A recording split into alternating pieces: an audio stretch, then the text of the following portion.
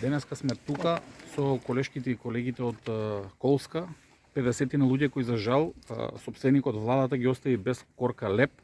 во најбитните денови, новогодишните и божикните празници и нема добиено плата до денешната пресконференција, односно денешниот протест. Ваков однос кон една повозрасна категорија на работници која изградиле државата, која изградија железницата и возовите во Македонија и кои се грижат истите да се движат, е навистина неприфатлив за никој. Сојузот на синдикатите на Македонија даа целосна и безрезервна поддршка за сите активности и акции кои ќе ги прават во наредниот период, вклучително и блокирање на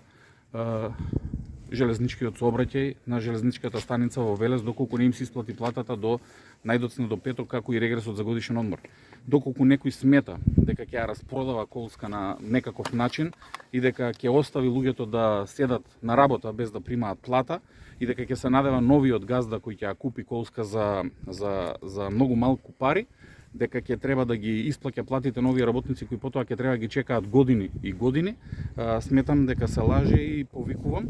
ресорниот министр, како што каже колегата, да дојде тука да ги погледне во очи овие луѓе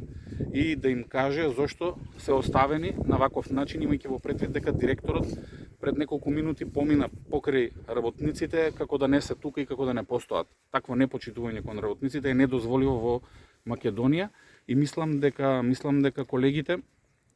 како што покажаа многу пати досега дека се истрајни во нивната работничка борба, дека и во наредниот период ќе го покажат и ќе го докажат тоа и ќе упатат сериозна порака до креаторите на политиките. Не може да распродавате нешто што е градено со години и да ги оставате работниците на ветрометина, да не можат да живеат, да не можат да преживуваат, да не можат да си ги овозможат основните прехранбени производи, а да не можат ниту здравствено да се лечат, имајќи во предвид дека сите позади мене се повозрасна категорија на работници. Да се надевате дека ќе не снема е многу погрешен чекор денеска и затоа повикувам владата како собственик, имајќи во предвид дека е собственик, имајќи во предвид дека таа го поставува управителот, може